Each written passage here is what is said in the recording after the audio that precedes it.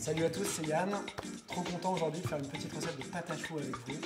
Ça démarre maintenant. J'ai besoin d'eau, de lait, de sel, un peu de beurre, d'huile, de pépins de raisin, de la farine et des œufs battus. Je commence par mettre l'eau, le lait, hop, également le beurre, l'huile et le sel. Voilà.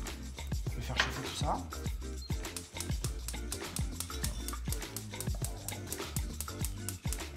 Donc ce qui est important là, c'est qu'en fait, on atteigne l'ébullition des éléments liquides, à savoir l'eau et le lait, en même temps que le beurre soit complètement fondu. Si on est obligé d'attendre que le beurre fonde, déjà on va perdre un peu d'humidité puisque l'eau va commencer à s'évaporer. En fait. Voilà, donc là ça bouge, je vais ajouter ma farine. Préalablement tamisée bien sûr. Hop, pas que ça fasse de bruit. Je vais baisser un petit peu et je vais mélanger.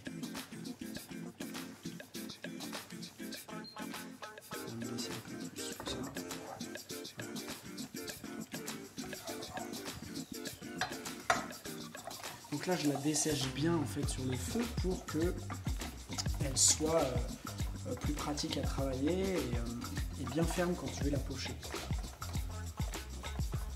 Je finis d'enlever en fait l'humidité qui la contient. Je détache bien de la casserole comme ça. Maintenant qu'elle est bien desséchée, je vais la refroidir gentiment au batteur.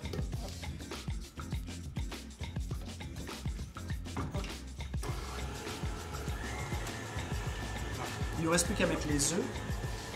Mais pour mettre les œufs, il faut que la pâte est un peu refroidie pour pas que les œufs cuisent immédiatement.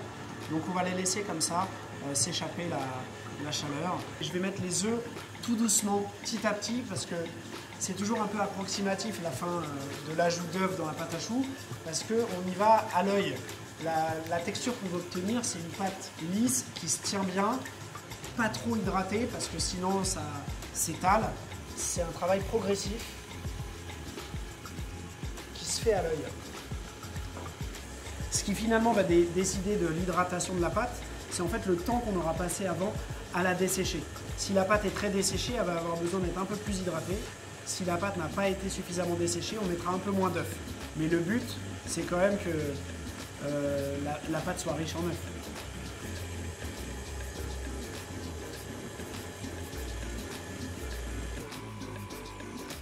Donc là, ma pâte à choux, elle a une texture souple et en même temps elle se tient.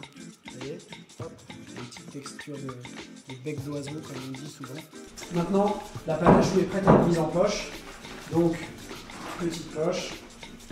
Hop, je coupe le bord et les moustaches. Tac. Et tac. Tout de suite, hop, je jette. Faut pas que ça se retrouve dans la recette, on ne sait jamais. Alors, pour le pochage, c'est simple. Je mets la viande dans le fond de la poche. Et le temps que je la remplisse, je viens fermer. Je peux éviter que ça coule.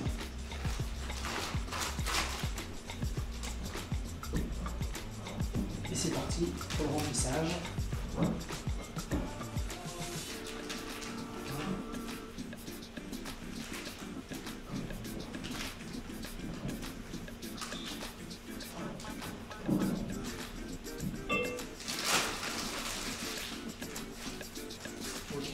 Ça, c'est la pâte à choux, la base de plein de desserts différents, éclairs, religieuses, Paris-Brest, ce qu'on veut, même du salé, des gougères.